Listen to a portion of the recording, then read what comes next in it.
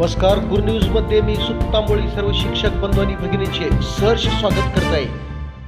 आजच्या ठळक बातम्या.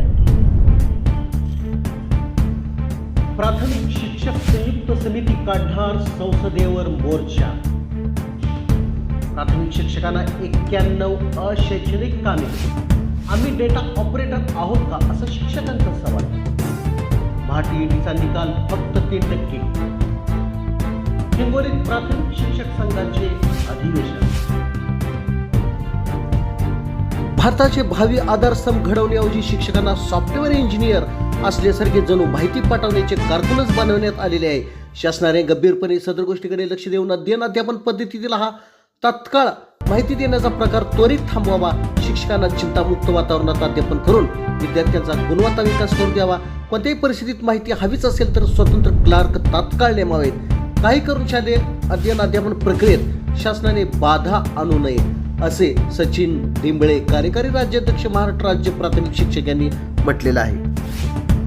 टीईटी 2025 पेपर 1 व पेपर 2 साठी प्रविष्ट झालेल्या उमेदवारांना अंतिम निकाल जाहीर करण्यात आलेला आहे. मात्र हा निकाल धक्कादायक असून फक्त 3% टीईटीचा निकाल लागलेला आहे. यामध्ये अनेक शिक्षकांनी चांगले यश प्राप्त केले असून त्या सर्वांचे अभिनंदन.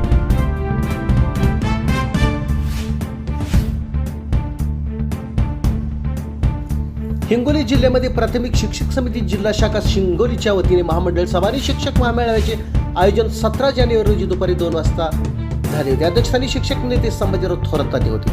शिक्षकांच्या विविध प्रश्नावर त्यांनी या ठिकाणी वाचा फोडलेली आहे आणि शिक्षकांच्या प्रलंबित प्रश्नाबाबत अनेक शिक्षकांनी आपली मते मांडलेली आहेत. भविष्यामध्ये टीईटीचा प्रश्न उभा असून सर्व शिक्षकांना टीईटी सक्तीचे करू नये असे आवाहनही काही शिक्षकांनी त्या ठिकाणी केलेलं आहे. महाराष्ट्रातील विविध शिक्षक संघटनांच्या नेत्यांनी टीईटीची परीक्षा दिली असून बऱ्याच जणांना त्यात यश सुद्धा प्राप्त झालेलं आहे.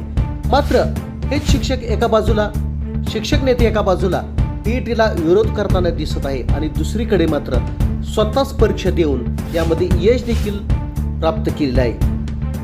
असं दुटप्पीपणाचं धोरण नक्की कशासाठी, असा सवालही समस्त प्राथमिक शिक्षक बांधवांना पडलेला आहे. असे असले तरी महाराष्ट्रातील अनेक शिक्षक बांधवांनी या टीईटी मध्ये यश प्राप्त केलेलं आहे. काही जणांनी तर पेपर 1 आणि 2 मध्ये सुद्धा उज्ज्वल यश प्राप्त केलेलं आहे.